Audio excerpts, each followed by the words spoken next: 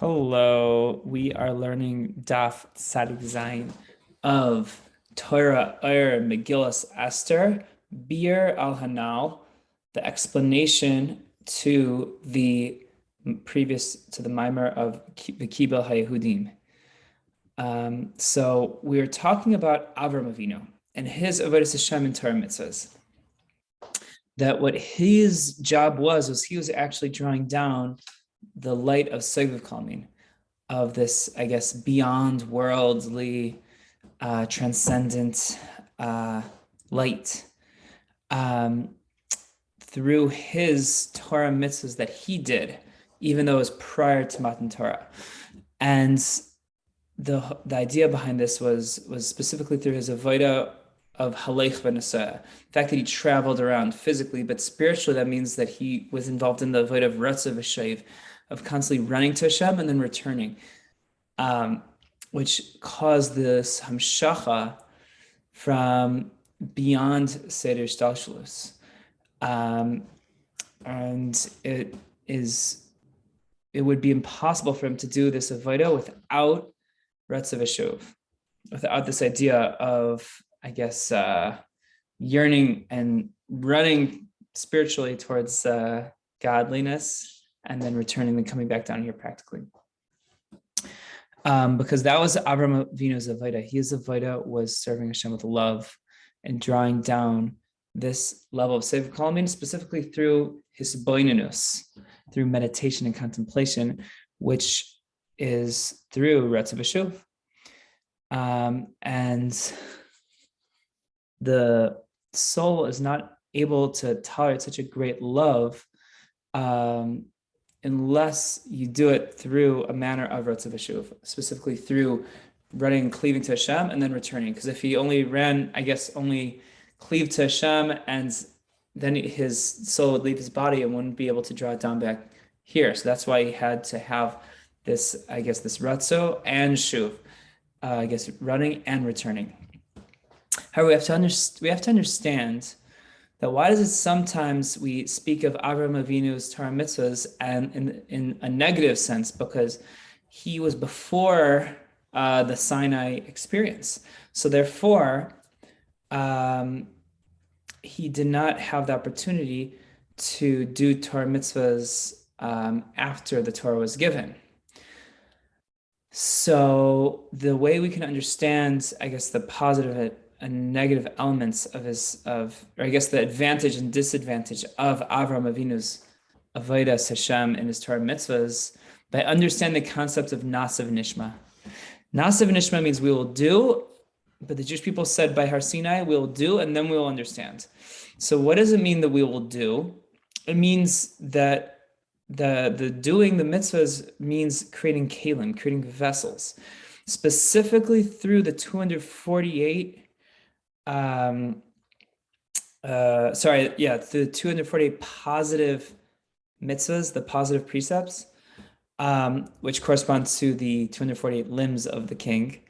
This creates vessels in order to receive the light of the Or Ein Sof, of the infinite light, from God's essence, which is almost acts as a limb or a vessel, so to speak, spiritual vessel, which is a tool to illuminate and draw down the light into the soul, to try to draw light into the world. Just like a human limb is a vessel for the life energy from the brain to animate the limb and do whatever function it needs to do. So that's na'sa. That's when the Jews said, we will do. And that's by doing the mitzvahs, creating the kelim. Nishma, we will understand, it also alludes to the idea of the creating light. So we have the light that's drawn down into the vessel through fulfilling the mitzvahs. So the whole idea of first saying na'sa and then nishma, first doing and then understanding, alludes to the idea that the mitzvahs are the vessels, and because of these vessels, these kelim, it makes it possible for these lofty, infinite light of godliness to draw down and expand into the vessels, into the kelim. And if we didn't have the kelim of the mitzvahs, we wouldn't be able to have the light at all. The light wouldn't even exist at all. So there's two ways to really understand the advantage of mitzvahs, the advantage of kelim over or. So the first way to understand it is pasuk in Dvarim, that we have just to understand what is the idea of fire. Fire is one of the four elements that it says that Hashem is an all-consuming fire. But it says Havaya Elokecha, that the infinite God, as he is enclosed into the vessels of Elohim, only then can the elements of fire be revealed, because spiritually there's a whole philosophical debate of what's the source of fire.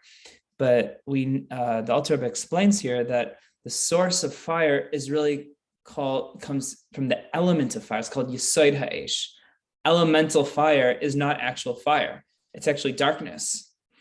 And what happens is through having a wick or a piece of wood, and through lighting that is essentially a vessel for the Yesod Ha'esh, the element of fire, elemental fire, to actually be revealed in that, specifically in the darkness. And that's why it is dark at night, because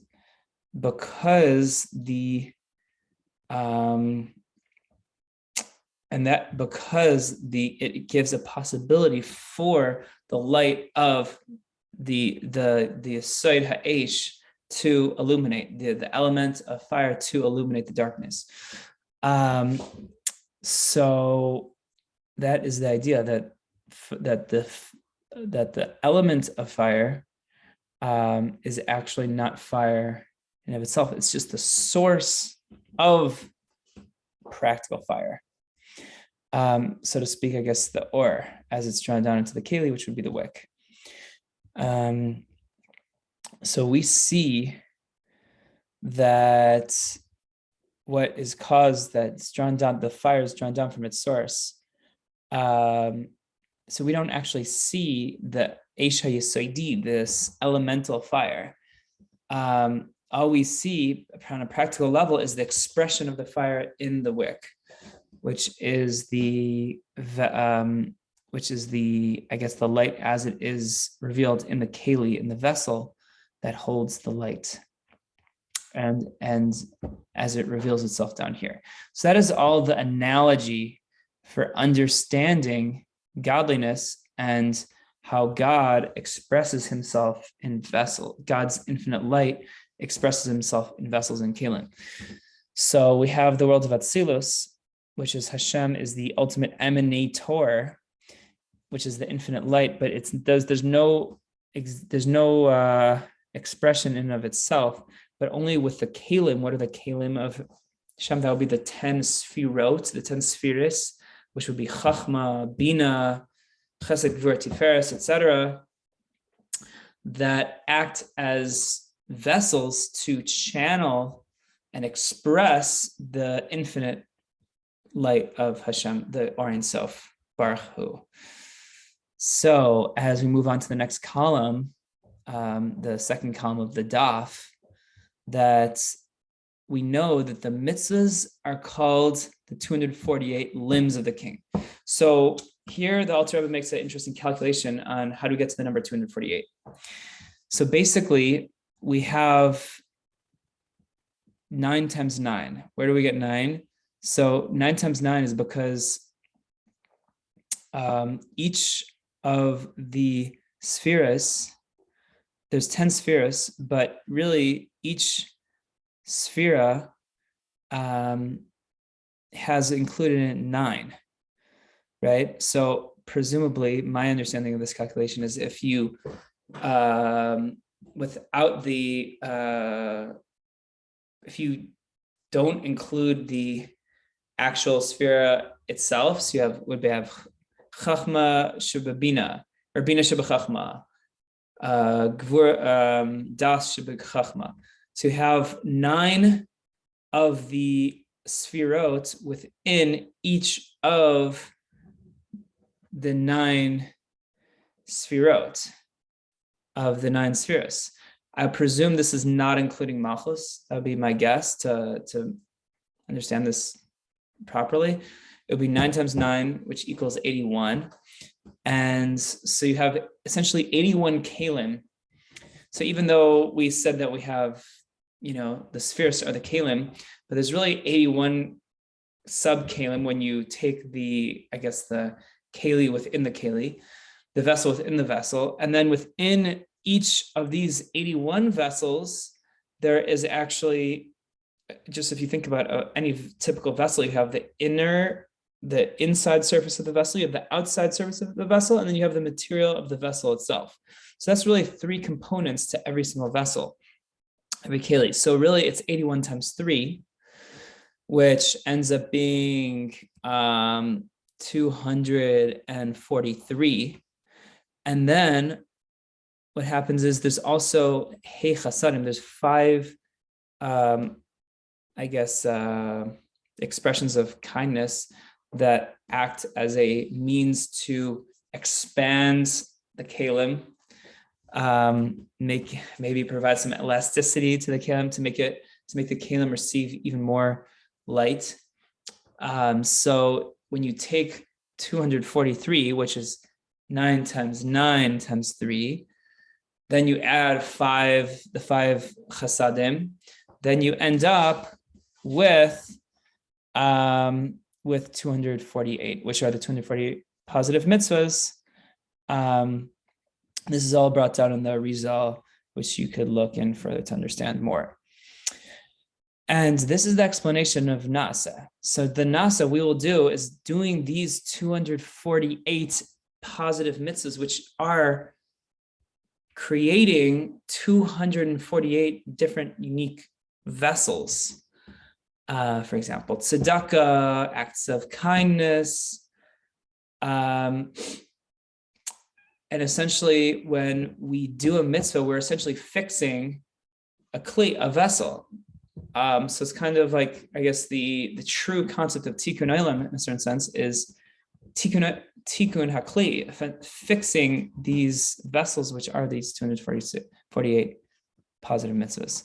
And then the nishma, the second stage, the understanding, that's drawing down this infinite light into the vessels, which is able to express God's infinite Ein Sof light into the multitude of kalim, of vessels. So just like light, fire can be expressed when you have the candle. And this is what it means, just like we're saying,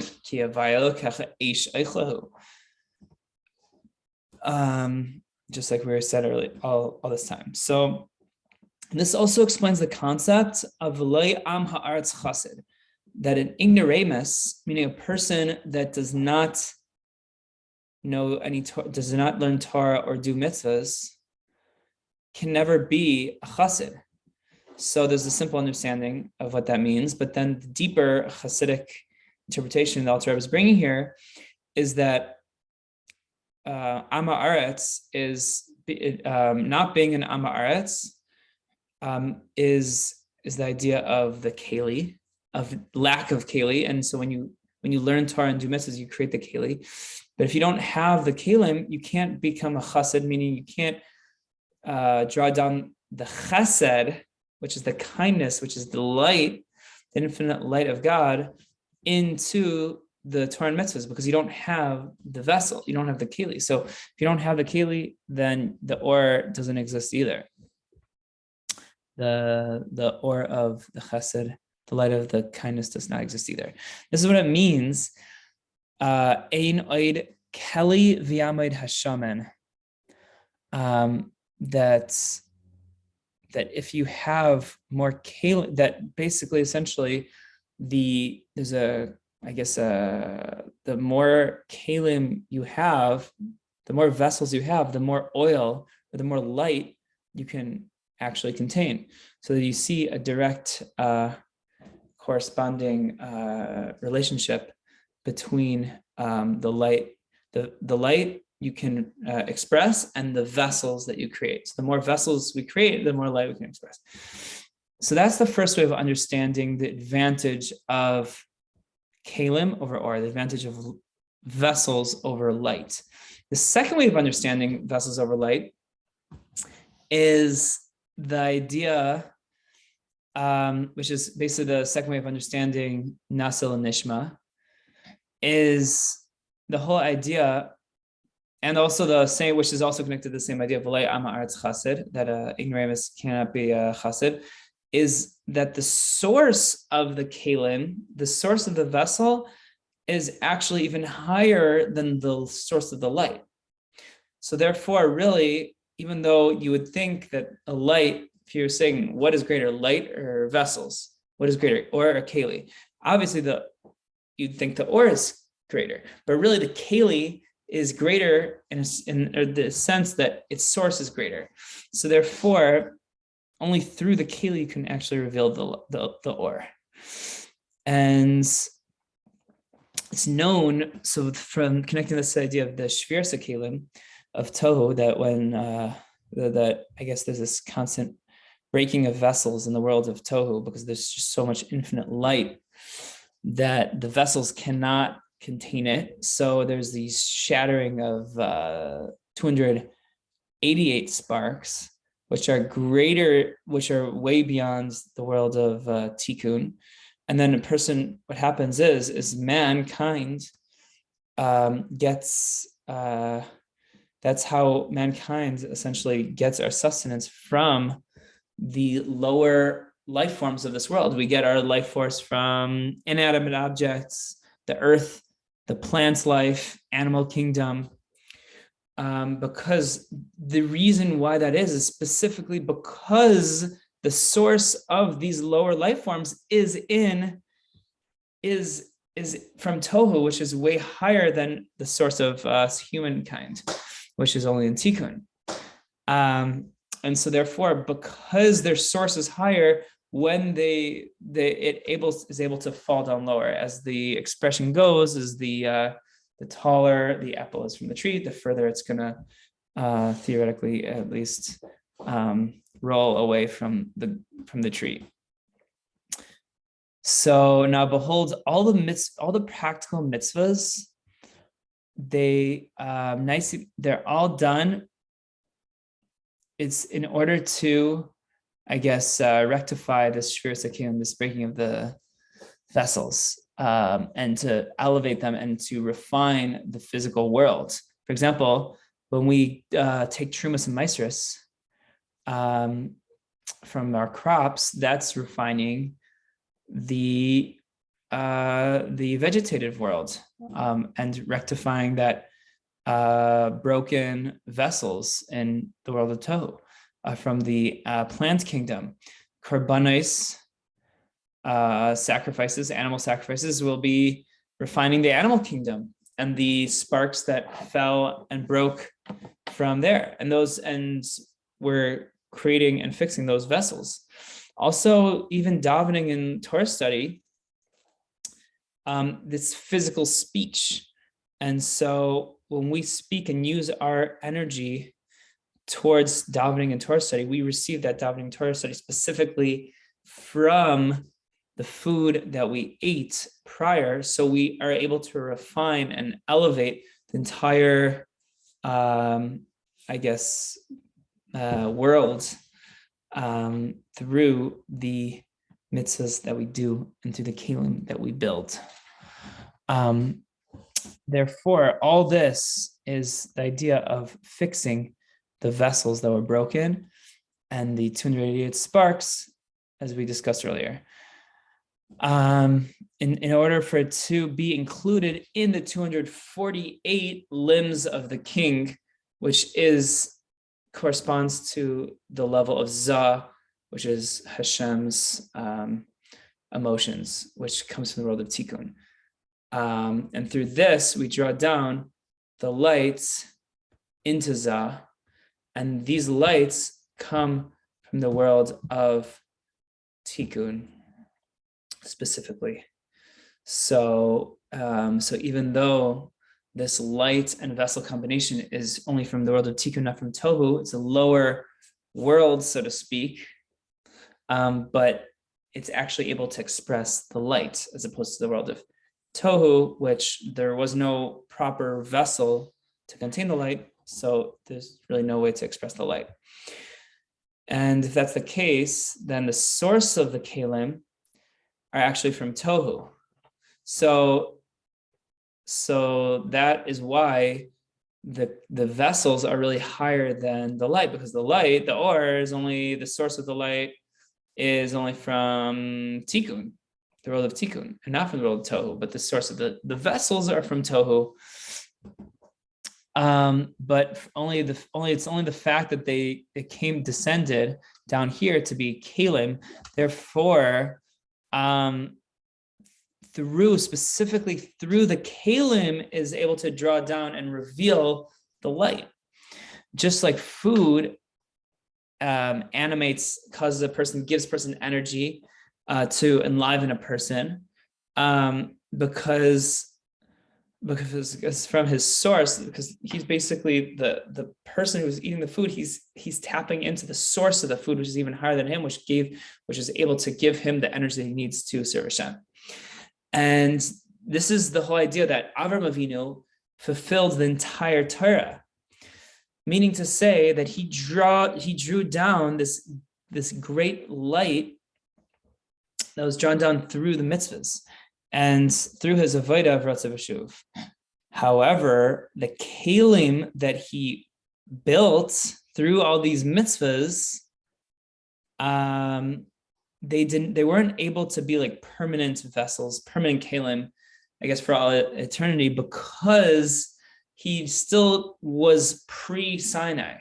He wasn't able to truly fully receive the Torah in the fullest sense through the Sinai experience. So therefore, he was able to build kelim and draw godliness down through the kelim that he built, but they weren't able to last. They weren't long-lasting kelim. Maybe just, I don't know, like disposable kelim, chad pami. I don't know if that's a good mashal, but anyways, since the source of tikkun, the source is tikkun, and the kelim, the source of the light is tikkun, and the vessels are higher, the source of the vessels are higher, that through his fulfilling Torah mitzvahs, in actuality, through us as Jews post-Sinai, post-Matan Torah, when we do Torah mitzvahs, we're actually able to draw down light even to greater extent than even Avraham Avinu was able to do. Because I guess it's more permanent, everlasting. Next paragraph, v'hine, and behold, on this concept of hamshacha, it says, with regards to the giving of the Torah, it says, kisirkav al susecha. It talks about the horses. So what's the idea of the horse, the sus? Sus has the gematria of 126. 126 is 2 times 63. 63 is Sag. Sag is the name of God, that corresponds to Shem Havaya as it relates to the second letter of Hashem's, of the Tetragrammaton, which is the first Hey, which is connected to Bina, which is even beyond which is more connected to the intellect, and which is even beyond the Midas. But Sus is 2 times Sag. So that means it's Sag. There's 2 aspects of this lofty name of God called Sag.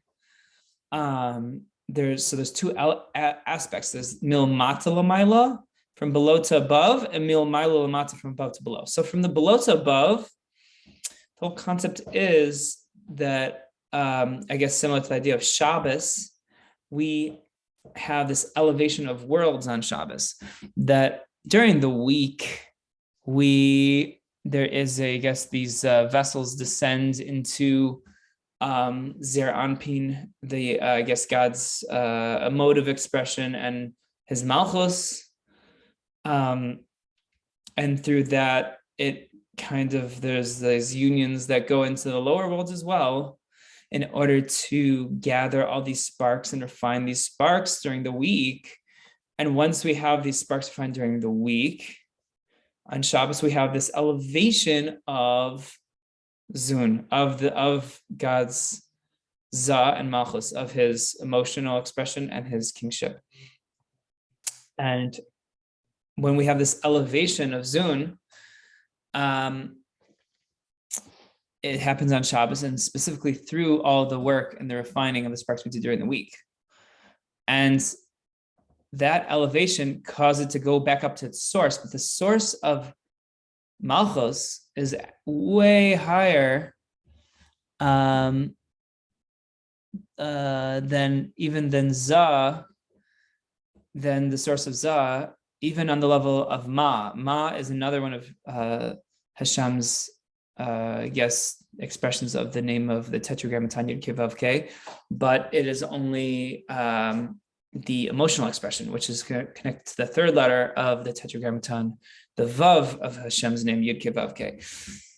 So through this elevation, it's able to tap in all the way to Sag, to Bina, which came all the way from Ban, which is Malchus. When we refine this, it ascends all the way to its source in Sag, which is Bina, which is the second letter of Hashem's name, which is much higher than Hashem's name of Ma. So therefore, in the future time to come, when we complete all the refinements of the world, we will have the Malchus, which is the level of Ban, be ascended to not just be Malchus like as the lowest level, be a teres baila, as we say in Eshes Chayil. Eshes Chayil teres baila, right? That so the whole idea is that it is actually beyond the name of Hashem of Ma, that actually ascends all the way to Sag, which is Keser, which will be a time of Yom Shekule Shabbos, in which the unification of Ma and Ban will be all in Sag, which is in Bina, which is beyond, or in Keser, the way you understand it. So, however, we still have, even though at least on paper we're not there yet, we still get to experience L'Asid Levo every single Shabbos, because through the refinement of the sparks of Ban that have the name of Ban during the 6 days of the week, we have this elevation every single Shabbos from Ban, from Malchus to Sag, which is Bina, and this is just like the elevation of the revelation of the lights of Tohu, which are much greater than Tikkun. And this whole concept of above to below, which is that in and of itself is this refinement and transformation of the midas, the emotional attributes, that's through drawing down from Bina, which is Sag. So basically drawing down the Bina down into the midas, into the emotions, intellect into the emotions. And just like Sfira Sa'imer, we have the whole idea of Sfira Sa'imer, 49 days of refining our midas, refining our emotional attributes of our animal soul. That is only after first the Mimachras Shabbos, the day after the first day of Pesach, which we actually draw down the Makifim of Ima, which is Shem Sag, which is Bina, right? We're able to draw down the level of Bina, and only after we draw down this high level of Sag, of Bina, then we can go ahead and refine all the emotional attributes of the 49 days of Sir Sa'imer. And this is just similar to as it is written in the Eitz Chaim. I guess this would be a quote from the Eitz Chaim, is that Kfi knisas hakelim disvuna mibifnim kin b'chinas ha'or shala melubash mibachutz. Just like the entrance of the vessels of bina, of understanding within, so too we have the level of the light. Its light is enclosed from the outside. So that is a little cryptic, but you can, the Alter Rebbe suggests that you can be ma'ayin over there to understand what that means further in depth. But at any rate, we have the world of tikkun, the world that we operate in. The whole purpose is to push away the negativity or the externalities of from this unity of Zun, of Hashem's emotions and kingship, which is specifically through drawing down this great lofty light of Bina from Bifnim and from Bachutz, from within and from without. So, and this is the whole idea of, I guess, the enclothement of the electricity of Bina. I can't think of a better way to translate it, but the whole idea is that the Bina is enclosed into Zun, into Zeran Pina Nukva, into Hashem's emotions and Malchus, that in order so that it should not have any, extraction from any external negative influences. And all that is thanks to Bina, which is Shem Sag. And from this, it's understood the whole concept of the horse, the sus, from above to below. So the whole idea is that we draw down, the whole idea of sus from above to below is we draw down even down below to the place of where down here in this world where there's klippas, there's negativity, and this level of Bina helps us refine and transform the emotional attributes as the emotional attributes themselves are able to push away the extremities of negativity. But the emotional attributes themselves aren't able to accomplish this. They don't have the ability and power to descend to such an extent, because from them, the chitzonim are able to be, I guess, suckle, so to speak, meaning that they can grasp and leech on and take, the energy, leech energy away. But when you have the help of the sus, of the horse, which is essentially the idea of Bina, helping out, then it can make it possible so that way this won't happen. And all of this is understood by way of analogy that we see the difference between intellect and emotions. By intellect, it's actually possible intellectually to tolerate something that you hate completely. For example, you have so basically you can meditate on something that you love, right? And you can imagine that in your thought, even though you hate it. So like, let's say, so let's imagine someone you absolutely despise. You can actually intellectually imagine loving that on an intellectual level, or you maybe can understand intellectually why a person might come to love that thing or person, even though you hate that thing or person. But that's only with regards to intellect. But with regards to emotions, once you take that intellect and you start meditating on that concept, and then you draw that down from a level of intellect into emotions, then the intellect completely surrounds this concept where you have these contradicting ideas, the hate and the love at the same time, and it's not going to work. It's going to contradict, and you're not going to be able to have these polar opposites once it comes into the realm of emotions. So that ends up being a problem for the emotions because it can't handle complete polar opposites at the same time as it descends below. So that is a good analogy to understand that specifically to understand in our nimshal, an idea of with regards to Hashem and the spheres and the bina, that within the world of bina is understanding, is intellect.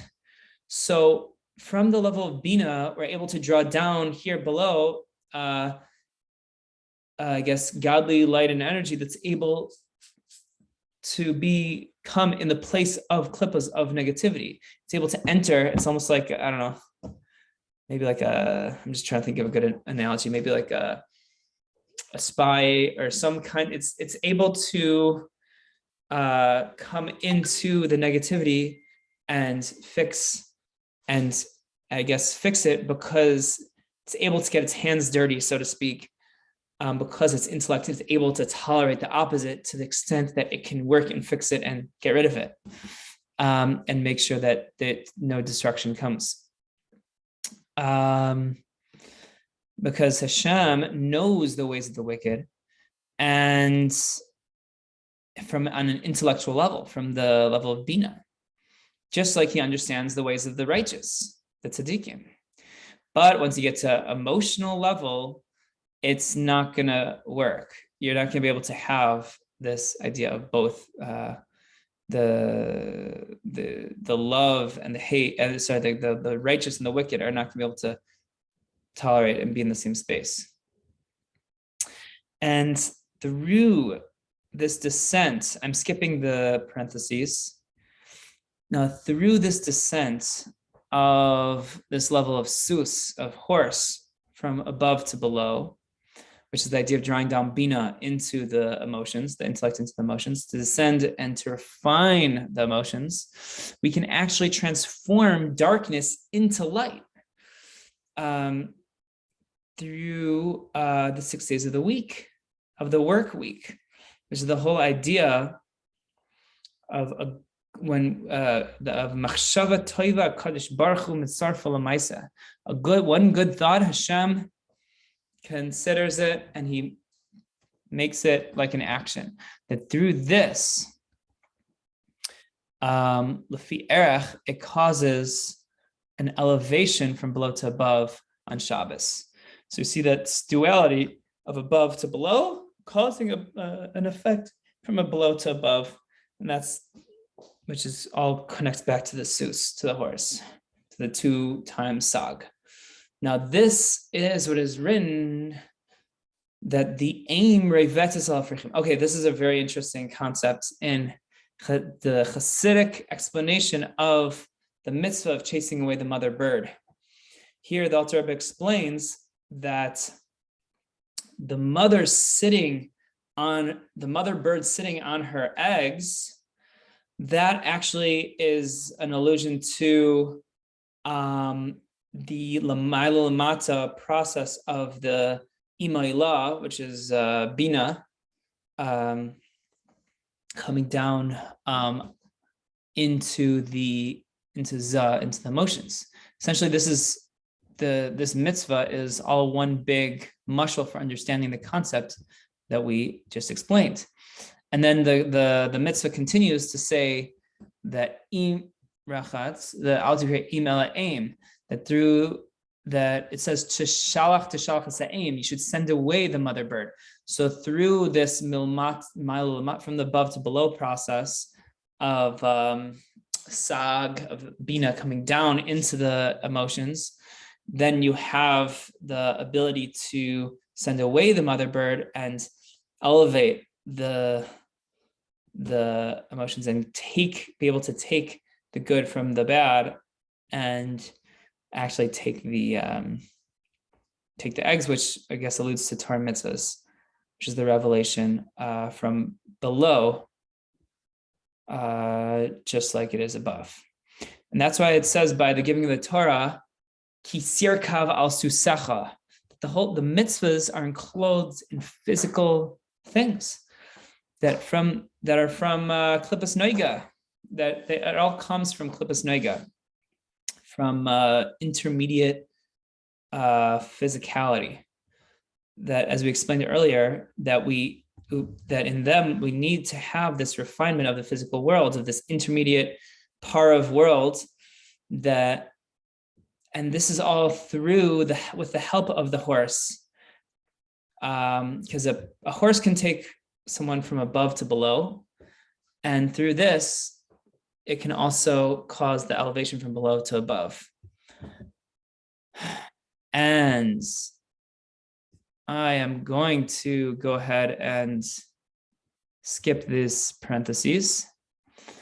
And now connecting this all to Purim, it says Levush Malchus, that Mordechai was able to finally prevail and wear the royal garments and ride on the sus, on the horse that his enemy rode on. And Levush Malchus, this garments of kingship, that represents the actual performance of commandments of mitzvahs, which is the whole idea of refining noiga of the intermediate neutral world, as explained earlier, and this is through the sus asher rachav. This is through the help of the horse, of this whole process, spiritual process of bina coming down into za and then being elevated again, etc. Skip the parentheses again, and moving on to the next paragraph, starting with v'zehu. Now, this is the whole concept of v'kibel hayehudim eis asher echelu la'asais. The Jewish people received that which they already started. So the whole idea is that by the giving of the Torah was only the beginning of a process of receiving the Torah, which ended at the story of Purim. Because we said ňnaseh ňnשמעף by the Mount Sinai, giving of the Torah, and specifically through the nasa, through the doing of the mitzvahs, and refining and fixing these vessels, these kelim, and then we did the nishma of revealing the light. Therefore, in the Sinai experience, the giving of the Torah was able to be the beginning of this process of fixing vessels and drawing down light, which made it possible to slowly cause, I guess, negativity that was mixed in to be driven away. Just like we see that we don't have total completion, I guess, amongst the Jewish people. Because all the days of the judges, of the Shoftim, this is the time period between the giving of the Torah on Mount Sinai and the Purim story. We have a bunch of times the Jewish people ascended as a whole, and times when the Jewish people descended in their status and in their Avodas Hashem. So there's just kind of like a roller coaster ride, up and down and up and down. But in times of Haman, the Jewish people finally received the kibel hayehudim. They received the Torah in a most complete way because they had this great bittul, this great nullifying, this great ability to nullify themselves. And through the mysterious nefesh they had, they were able to refine the vessels completely until the light was drawn down into them to become fully receive this light. And that's why it says v'kibel and doesn't say v'kiblu, right? It could have said that the Jews received in the plural, but it almost makes it seem as if the Jewish people are like one person. Now, it's very interesting because it says that the Jewish people received the Torah, that they received the Torah like one person, because so that's all the same concept, that when the Jewish people are united, that is specifically when the Jewish people are united as one singular entity, that is when they are able to receive the Torah. As it is explained, that through the light of Hashem's countenance, he gave us the Torah of life, which is specifically when we are kulanu ke'achad, when we're all one. Now, moving on to the next column, which is the next page, Daf Tzadik Ches Amud Aleph,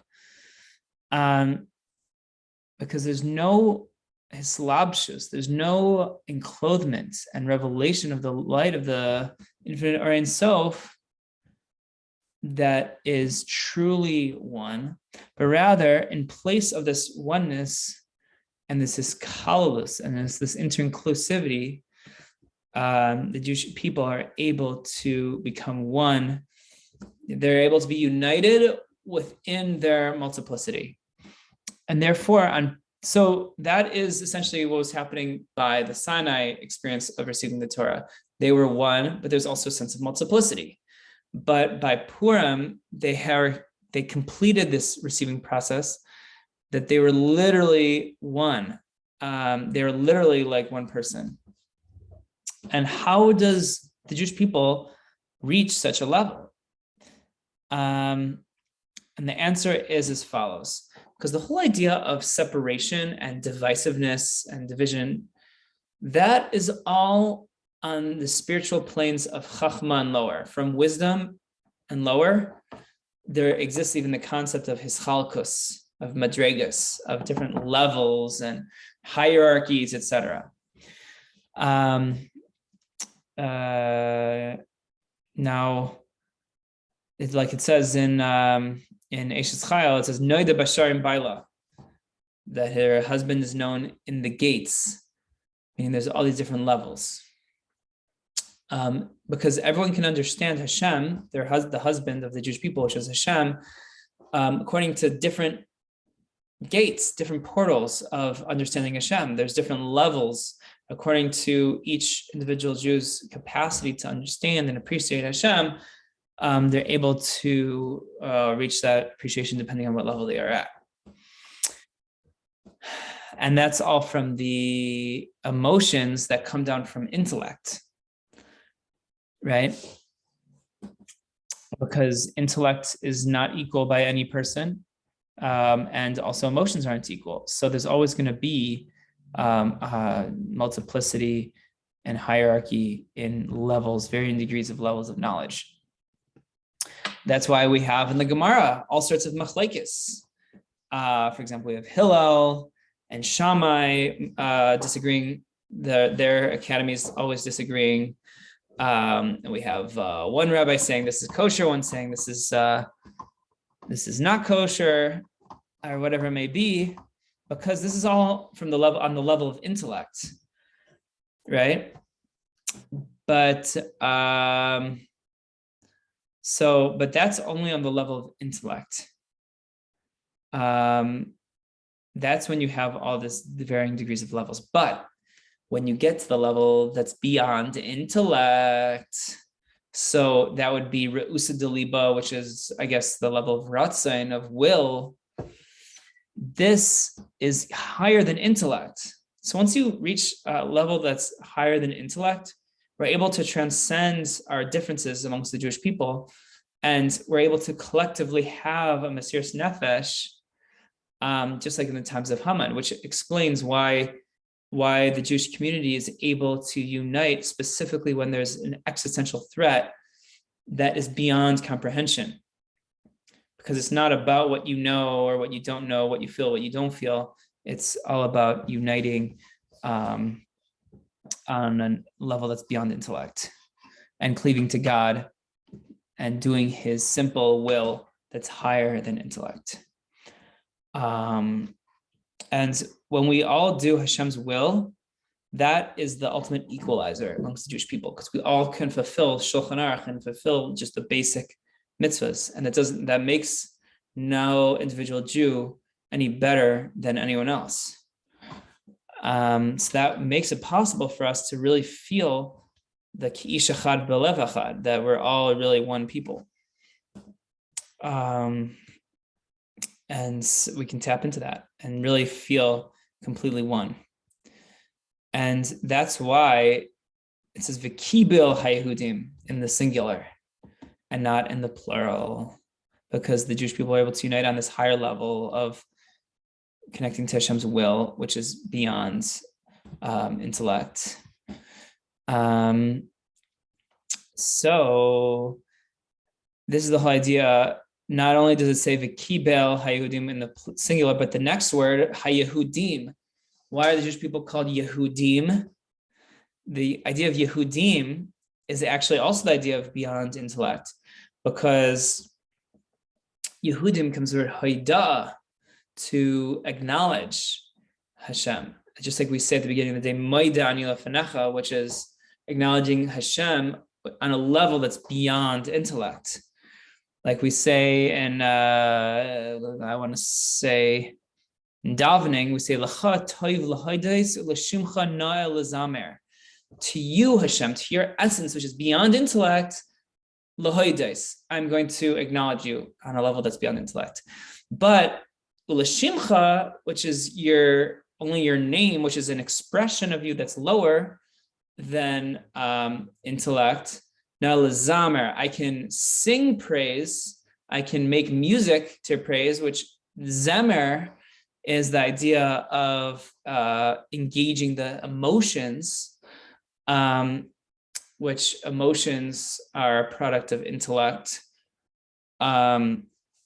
So everyone can have different levels of singing songs of praise and emotional attachment to Hashem. But the Haidah, this level of Yehudim, is still able to be equal by everyone, to connect beyond intellect. Because on that level, beyond intellect, the thought can't even grasp Hashem at all. And this is, and behold, afterwards it's written, Kimu v'kiblu haYehudim. So it's funny because it says, Kiblu haYehudim es asher l'chelu lasais, that the Jewish people received, it says v'kibel in the singular. But then it says later, Kimu v'kiblu haYehudim. Towards the end, it says that the Jewish people received in the plural. So wait a minute, I thought we made this whole beautiful Torah about how the Jewish people are all one. So why does it say in the plural now? But it's very interesting, because if you notice, there's actually a difference in the kri and the ksiv, the difference in the way the Megillah is written versus how the Megillah is to be read. And it's interesting because if you actually look at the word in the written form, it still says v'kibel. Only when we say it, says v'kiblu. So the Alter Rebbe explains very fascinating that when the decree to destroy the Jewish people was completely in full force, the Jewish people really felt v'kibel. They really felt totally united. But afterwards, after time passed, and you didn't feel as much in a revealed state that Mesiras Nefesh, we have to today, unfortunately, we don't always feel that Jewish unity, so we still say the kiblu in the plural. But nevertheless, it's still written the kibel in the singular, even though we pronounce it the kiblu in the plural, but showing that dichotomy that on one hand, we really can be united, but sometimes it's expressed, meaning how we say it is sometimes expressed in the plural, that we really do have different levels of understanding and appreciating Hashem, and on an intellectual and emotional level. And this is the whole concept of kri and ksiv in general. The difference between, there's so many different places in the Torah where one place it's written one way and pronounced and said or laned in a different way. That the way that we read the word in the Torah is the revelation of the word. Just like when I speak something, I'm revealing something that was previously concealed in my thought or on paper. The thing that's written, the ksiv, the word that is written, is the revelation, is the thing that's not revealed, and it's to understand and to remind ourselves what is the potential that we have. And so on this level, we can actually reach the level of not kimu v'kiblu ale hayehudim alehem ba'alzaram. We can actually reach the level of the kimu v'kibel hayehudim alehem ba'alzaram, which is the way that the Megillah is actually written and not read. So we actually have that potential to really be united as a Jewish people in the fullest sense of the word. You guys should have all a wonderful day. I hope you enjoyed learning the daf and this wonderful, fascinating beer together.